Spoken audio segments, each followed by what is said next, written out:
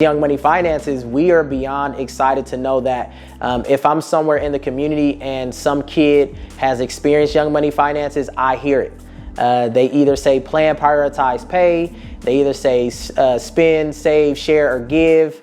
They call me the finance guy.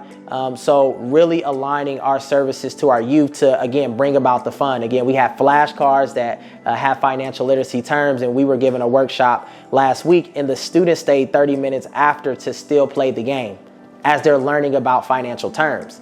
So again, those are some of our greatest accomplishments. Of course, expanding our services and receiving funding from places like United Way, the Grand Rapids Community Foundation, individuals like Huntington Bank, Chemical Bank. Receiving those funds are always a great accomplishment, but it's even more meaningful to know that we are teaching a student who didn't know where their money was going. They were just spending it. Now they're actually sitting down and being intentional about where they want their money to go. Or we had someone who purchased a credit card and had spent up everything on their credit card and didn't know what they were going to do next, but helped them utilize the income that they were currently making to pay down their credit card.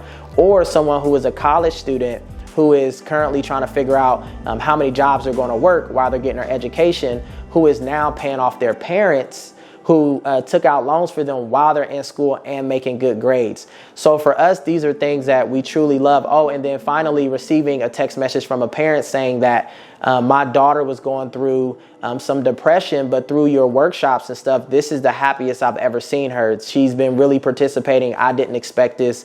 We love your organization. So it's things like that that I would personally love to celebrate more and continue to expand that across the Grand Rapids community. So in the beginning, we started to have the overlap. The only overlap would be in my videographer. But beyond that, we definitely wanted to separate the two for many purposes. Now, there can be some overlap, but again, being intentional about serving youth, serving individuals, again, who I would say nonprofit services are more for in serving them is something that we want to do because, again, 1428 is for profit. So if individuals are like, hey, we need some type of financial literacy resource, if they can afford it and they want a specific type, they go to 1428. If they cannot afford it and if it's organizational based, then they go to Young Money Finances. But ultimately, we want to be able to provide and service the community with financial literacy. But really helping our youth start to create, set financial goals and obtain those goals. The other thing that we want to do is create a charter school. Young Money Finances, it will be great to create a charter school where we're in the community but also tied to the educational system.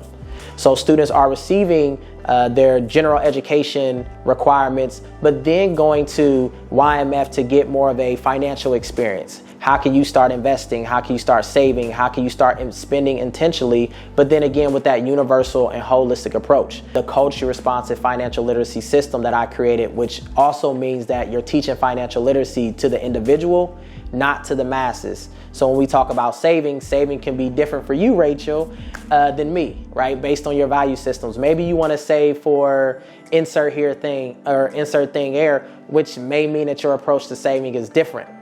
Or someone may have an issue with or value family more.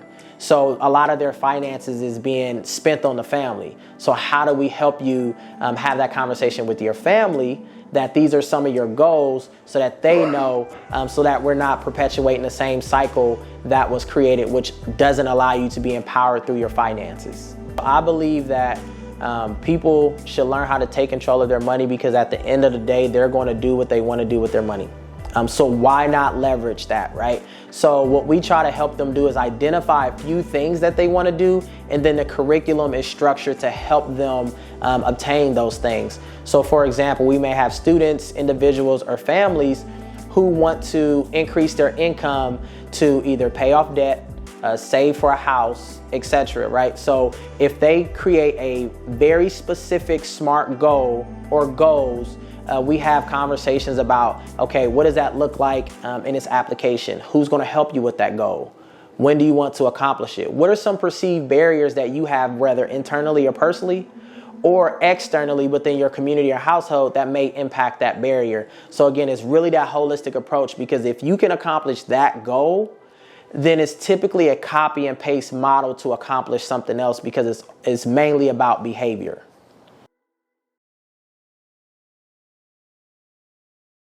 Yes, so I'll never forget it. My junior year at Kent State University, I was sitting in a sociology class called, it was on poverty. I can't remember the title, but it was on poverty. And Dr. Richard Serpy, there were 100 students in our classroom, and he was talking about generational wealth and all these things. And he was like, if you're ever interested in building wealth, stay after class. And he said, I ask this every year and only 1% usually engages with me. And I was that 1%. So he became not only a huge supporter of me and someone that taught me how to manage my money better, but he also became my faculty mentor. So when I engaged in my PhD research, I also engaged in research with him. And one of the things that we did was we focused on what people attribute their successes to. So he was for me, a pivotal point in me becoming more empowered and aware of financial literacy and education.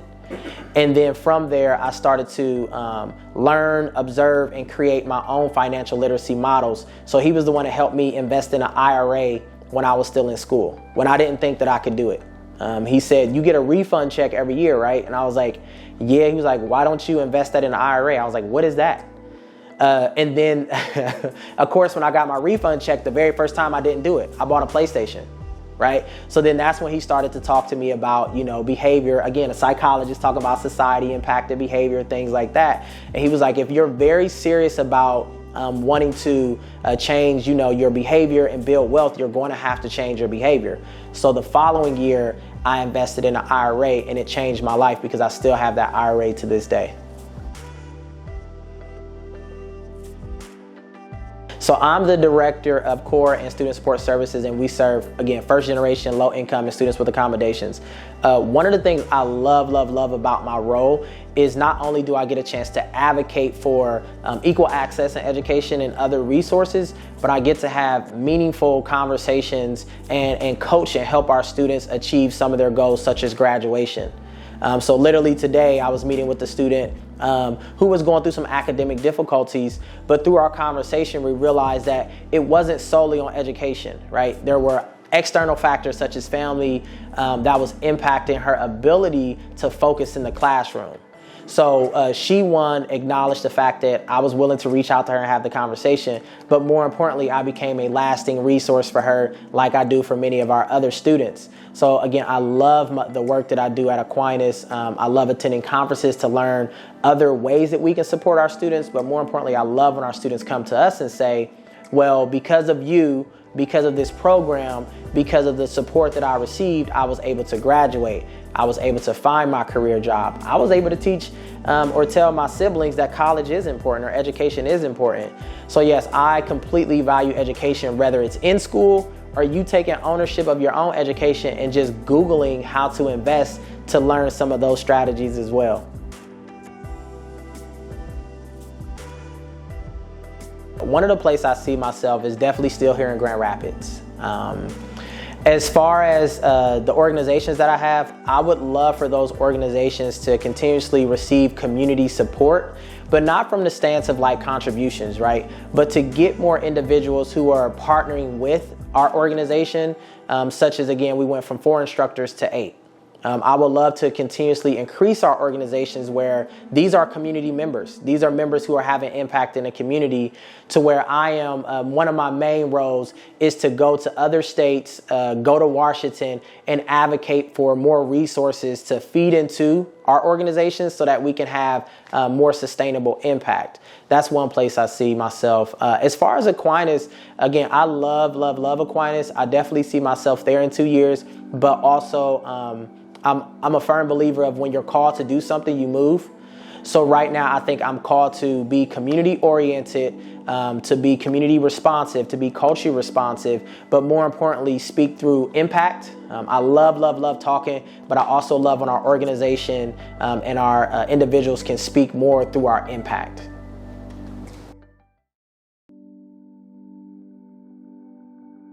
I left Columbus at the age of 17 because first entered the foster care system and then went to Kenyon College first. So I was at Kenyon College for 2 years, predominantly white college. Was having a pretty decent experience, and then one of my foster brothers, I had my first daughter, and my foster brother had cancer. So for me, I was going through a lot of, again, external things that impacted my ability to focus in school, but I also didn't feel like I could connect with many people. So I transferred to Kent State University. When I transferred to Kent State University, I ended up being a student for the program that I ended up directing. So I'm a director of student support services at Aquinas. I was the director of the McNair Scholars Program at Kent State University. And the McNair Scholars Program was a program where the African-American astronaut Ronald E. McNair died on a Challenger explosion, but he earned his PhD in less than 10 years. So being able to watch someone or witness someone or read about someone who was able to make such an achievement was extremely motivating for me. So working at Kent State University, some of the things that I was responsible for had me question ownership. So I was responsible for overseeing a budget. I'm a grant writer, so I was able to secure over $2.7 million over 5 years for 2 grants. The other thing I was able to do was write curriculum to teach our students, but I felt like there should be something else. I spent 7 years at Kent State University, and again, I'm a firm believer of if you're called in other spaces, then why not move? So I made a bold decision to apply for a position at Aquinas, and the ironic thing was after I applied, it said, "Thank you for taking this survey." So I didn't think the application was real, so I was like, let me do my research. I did more research at the college. I actually came to visit the college before I interviewed and really fell in love with the environment. For me, it was kind of a call back to my original school, Kenyon College, because it's predominantly white, but it gives me an opportunity to come back with a different perspective and different experience. So then from that, engaging with community members and sharing my experience, there was this need for me to assist in the community, which launched the business, which launched the nonprofit, which continuously launches my need to be in the community. Some of the people and organizations I partner with, they've literally told me, "We can tell you're not from Grand Rapids." I was like, what? They're like, your whole approach, your engagement, like you're not just a guy that just says, "Hey, I'm going to assist," like you go far and beyond. Literally this week I have events lined up all the way until Saturday. Some of the events are events that I just want to have a table at to help people who are residents who are renting and want to become homeowners, or it's opportunities where I'm just talking to kids about money and just having a fun game while we're playing basketball. So again, these are things that I love doing because I consider it a lifestyle. But I also appreciate the people that have truly inspired me to continue to do what I'm doing, such as Dr. Bill Pink from GRCC, the president, or Shannon Gardner, who is the VP of United Way. They're some of my champions and cheerleaders. They believe in our organization. Eugene Sewing from Grand Rapids Community Foundation. Sending him some of the videos that my videographer put together to show our impact. He was just like, this organization is something that our community needs. How can we continuously provide resources and support it?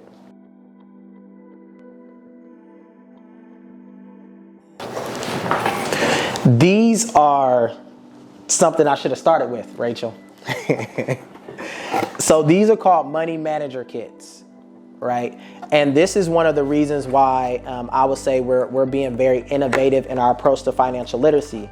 Because first and foremost, we have, again, financial literacy flashcards, right? And with these flashcards, they have like my kids on them. They have words that define finances in a, again, very realistic way. But then we have things like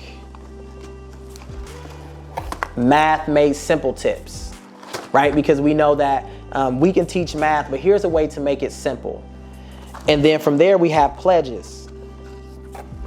For individuals who are trying to invest, for individuals who are trying to save, we have words of affirmation that we encourage individuals to recite.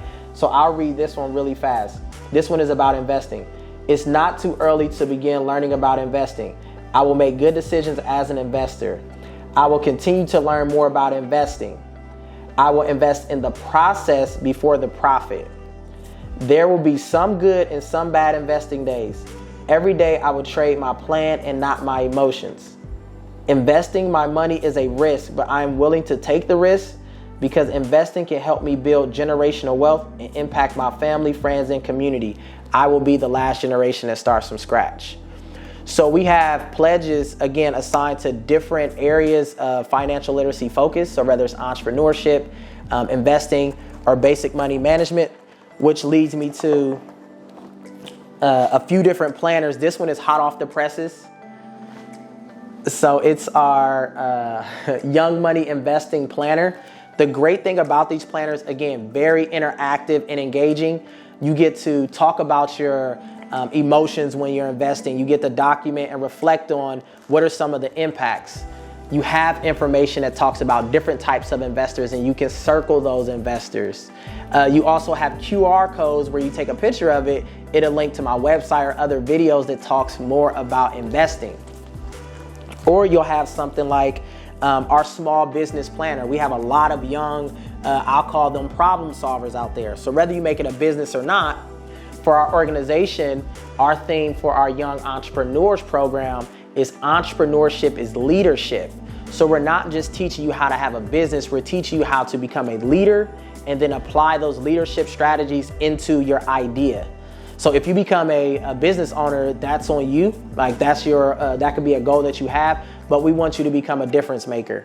We want you to impact communities. So how can you do that through a place of leadership? So again, our Young Money Manager kits are on our website. But again, as you look at my background, we put them together. My kids are extremely part of our business and our organization. So what we do is we help them learn, engage. Oh, and there's one more thing, Rachel. I'm sorry. There's one more thing. I know, Rachel, we are so busy in Young Money Finances. We love it. So we have our YMF shirts that we provide to individuals because, again, we want them to embrace Young Money Finances. We want kids to know that our organization exists, but we want to do it in a fun and engaging way. So, yeah, I think those are some of the major pieces of our organization. Like you said, the energy. I'm a firm believer of whether you're a CEO, a leader, etc., or a head of your organization, your energy and personality is a reflection of your organization. So this is me every day. If we do an interview tomorrow, this will be me. If you see me at Martin Luther King Park setting up a table, this is me. So yeah.